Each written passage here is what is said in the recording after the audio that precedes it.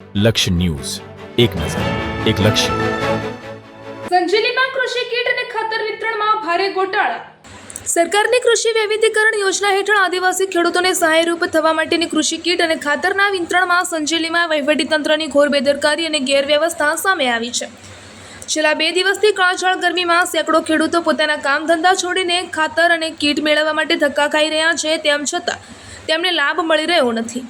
કૃષિ લાભાર્થીઓ સંજેલી તાલુકાના 56 ગામોના 2207 ખેડૂત આ યોજના હેઠળ નોંધાયેલા છે. વર્તમાન સ્થિતિ સામે ઉઠતા સવાલો અત્યાર સુધી માત્ર 420 ખેડૂતોને જ કીટ મળી રહી છે, જ્યારે 1787 ખેડૂતો હજુ પણ આ લાભથી વંચિત છે.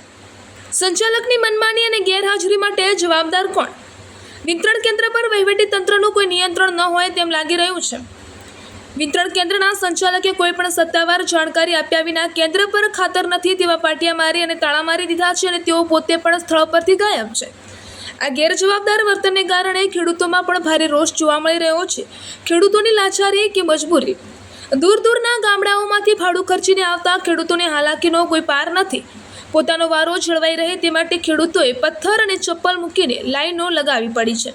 કલાકો સુધી તડકામાં ઊભા રહ્યા બાદ પણ સંચાલકની મનમાનીના કારણે ખેડૂતોને ખાલી હાથે જ પરત ફરવું પડી રહ્યું છે. પીવાના પાણી જેવી પ્રાથમિક સુવિધાઓનો પણ અહીં અભાવ જોવા મળી રહ્યો છે. Bureau chief Yasir Gudala, Dahod. હા સાહેબ, હું રાજેશભાઈ સતીશભાઈ આજે ખાતર લેવા 4 દિવસથી તડકામાં ઊભા રહીએ ત્યાં સુધી ખાતર મળતો નથી. ના સ્ટોકમાં ખાતર નહીં મળે એમ નથી ને જતા ગયા. ક્યારે આવશે એવી ખબર નથી. ના ચોકમાં ઊભા રહીને થાક્યા ને અમારા સંજેલીમાં ખાલી પેલો સલ્ફેટ અને દેશી ખાતરને આવતું નથી રખોડાજી. એટલે આજે આ ખાતર આવવું જોઈએ. જી, સંજેલી તાલુકાની અંદર જે આ ટ્રાઇબલનું ખાતરના જે ઓનલાઈન ફોર્મ ભરેલા છે, 2 દિવસથી આ લોકો લાઈનોમાં સવારથી માંડી અને બપોરમાંના તડકામાં સંપલો લાઈનમાં ગોઠવીને ઊભા રહે છે અને નથી પાણીની વ્યવસ્થા કે કશું છે જ નથી. તો આ NGOનો જે કોન્ટ્રાક્ટ લીધેલો છે એ માણસ પણ અહીંથી ગાયબ છે. એ પણ જોવા મળતો નથી કે ક્યાં છે કે શું કરે. કોઈ લાભાર્થીને કોઈ જવાબ સીધો આપતો નથી. તો આવા NGOને ખરેખર ઓર્ડર ના આપવું જોઈએ, જે કરીને કલેક્ટર મામલતદારશ્રીએ નોંધ લઈ અને આગળની કાર્યવાહી આ NGO પર કરવી જોઈએ. ક્યાર સુધી આ લોકો આવા તડકાની અંદર ઊભા રહેશે કે કોઈ પાણીની વ્યવસ્થા નથી અને ખાતર પણ નકલી આપવામાં આવે છે કે મહીસાગર જિલ્લાની અંદર DAP ખાતર આપવામાં આવે છે અને સંજેલીમાં પ્રીમિયમ અને પેલું સલ્ફેટ ખાતર આપવામાં આવે છે. એ ભેદભાવ કેમ, એ પણ સરકારને ધ્યાન પર દોરવામાં આવીએ છીએ. અને આ બધા ખેડૂતો વતી હું આટલું બોલવા માંગુ છું. મારું નામ છે મકવાણા લીમસિંહભાઈ ફતાભાઈ, ગામ વાણેગઢી. જી આજે 3 દિવસ સાહેબ આજથી બીજું ખાતર મળતું નથી અને ખોટી રીતે પેલું સ્ટોકથી લખી દીધું છે અને ગામોમાં ફારફેર છે. નામોમાં હું કડવાનું પડનો છું તો ગોંતેતર નામ છે અને પેલા ભાઈ બાબુભાઈ છે એમનું મેઘોળા નામ છે. એટલે આવી રીતે યાદીમાં બે ફારફેર છે અને ખાતરમાં બી ડિફરન્સ છે. ખાતર સલ્ફેટ આવી DAP મળતું નથી. અમે મહીસાગરમાં આપે છે અને અહીંયા ઊંધી ખાતર આપે છે. લેમખેડા અમે DAP આપે છે. મારું નામ પલાસ વિરસિંહભાઈ દરાવે કરવાના.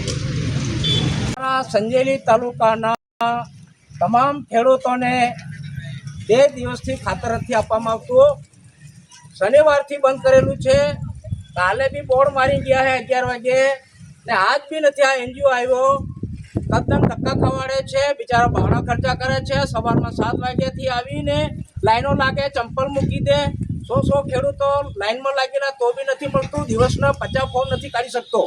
એટલે આવા NGO નીચલા આપણા જે મામલતદારથી લઈ DDOથી લઈ EDO સુધી, કલેક્ટર સુધી ને સરકારના આપણા કૃષિ મંત્રી સુધી આ વિડીયો બી વાયરસ કરો, શેર કરો, ઉપર સુધી રજૂઆત કરો. સંજેલી તાલુકામાં ખેડૂતોને ધક્કા ખાવા પડે છે તો તાત્કાલિક ખાતર મળે. ખાતર નથી એવો સ્ટોકમાં એવો લખીને જતો રહેલો છે NGO.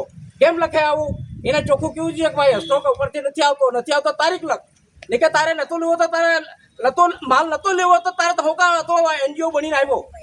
બરાબર. આ સંજેલીમાં દર વર્ષે આવા ધક્કા ખાય છે આ લોકો. એટલે સરકારને બી જે ઊંઘ હે તે ઊંઘ ઉડવી જોઈએ કે આ વધુમાં વધુ આ રજૂઆત નીચેથી લઈ ઉપલી કચેરી સુધી સરકાર સુધી પહોંચાડો અને તાત્કાલિક ધોરણે ખેડૂતોને ખાતર મળવું જોઈએ. પાણી હમણાં પડી જશે, વરસાદ થઈ જાય તો ક્યાં જશે બિચારા, ક્યારે વળશે, ક્યારે કરશે? જો સરકારે પરિપત્ર બહાર આપી દીધો છે છતાંય ખેડૂતોને ખાતર નથી મળતું, તો આટલા સમય સુધી એ ઊંઘી કેમ રહ્યો ને આવે છે 11 વાગે એવું કહે છે આ લોકો તમામ ખેડૂતો.